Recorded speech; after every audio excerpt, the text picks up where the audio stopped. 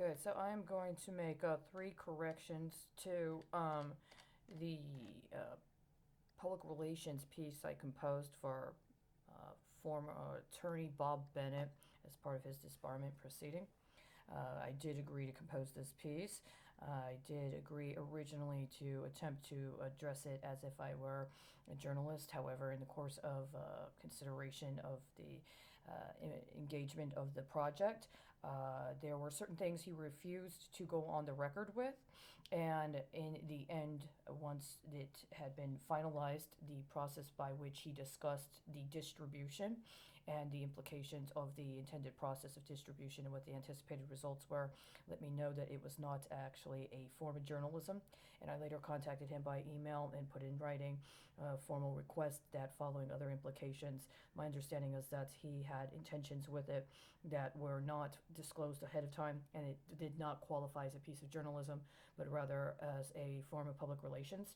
I have no prior experience having been involved with any public relations role. I also did not sign any waiver of liability or release that would allow for this to be put into the realm of a product that would be made available for his exclusive use, and would waive any right I had or any claim I had to this, or any of the information that was provided to him in the course of him determining whether or not to engage me in this. So at this time, 11:30 a.m. on March 31st, 2021, I am going to make some alterations, or rather some edits, that I would add if I were to attempt to recapitulate it as a follow-up later on. First, at the bottom of page 2, where it discusses the quote from former federal magistrate and board member of the Commission for Lawyer Discipline, Judge Dan Naranjo. I will say that the way he is characterized in here is in a particular manner that was revealed as part of the amicus curiae, but a later attempt to follow up with obtaining information regarding Mr. Naranjo's current situation as of 2 years ago identified him as, if nothing else, being available to participate in contract bidding processes with the state of Texas under the auspices of his former military service, which was not disclosed ahead of time. I did not know he was a veteran.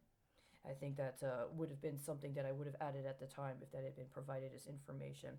Secondly, the bottom of page 3, it discusses several reports emerged before 2014 judicial elections in Kelsey's hometown newspaper, the San Antonio Express-News. Then it goes on to discuss matters related to her. Had this been a piece of journalism, then there would also have been a more conversational, or rather more of a dialogue, that would also have revealed that around the time that this article was composed, and at least up to 2 years later, there were two pieces of information specific to what could have been identified as questions regarding Attorney Bennett's participation in the process that could have been, I believe, just as critical as the presentation of the challenges to Kelsey's credibility, i.e., there was an article discussing accusations by a former employee, Bob Bennett, when he worked for Coca-Cola in Central America, that he had engaged her in inappropriate manners, up to and including ones that she would have characterized as a sexual harassment. I did attempt to obtain information from him about those allegations, as well as what the specific nature of their work relationship was, and if these accusations may in any way potentially impugn the quality of work that he would have provided, and or compromise the kind of work she would have provided in her professional role. He declined to answer those questions, and I did not include the consideration of them. Secondly, there was another article that discussed his relationship and concerns about a previous process he had engaged as an attorney representing a man who had been alleged to be involved with a very significant pyramid scheme.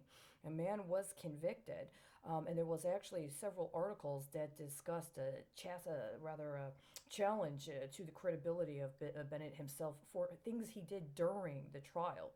There were things he did during the trial that called into question his credibility. Well, that might have been a consideration that should have been addressed as part of a professional internal disciplinary review. My major concern had to do with two specific aspects of that case. One involving the concept of the pyramid scheme the specific person named Alan Stanford was accused of, and how it related to other allegations of pyramid schemes specifically in Texas, including ones that went further back. At the time, I was not as aware as I am now of the SNL crisis and how there were particular elements of the pyramid scheme that were discussed as part of Stanford's trial that I believe could potentially shed light on outstanding issues from things that were revealed as part of the SNL crisis. But was specifically concerning to me is that it involved relationship with island nations that I understand have a very specific kind of systematology when it comes to banking, including banking involving people from other countries or including from the mainland United States. And that one of the things that happened is he had been personally given an honor by the government and the governance of that particular island. He had been the equivalent of knighted. And my concern was that this award, that this honor, and the specific manner in which Bennett engaged in the kind of courtroom antics he engaged in may have done something in conjunction with the actual characterization of that island. Not only was the island, through virtue of the award of this knighthood, impugned for its credibility because it had bestowed this honor upon somebody accused of engaging in this particular pyramid scheme. But that when this person was engaged in a courtroom proceeding in order to answer for the allegations, his attorney engaged in unprofessional conduct during the trial. It was as if the question was, well, did you have the question I would have asked is, did you have any awareness how your behavior in the courtroom might reflect on entities up to and including national entities, even if they were from the, a rather small nation that we do not know much about, and their reflection of having bestowed an honor upon somebody of this caliber?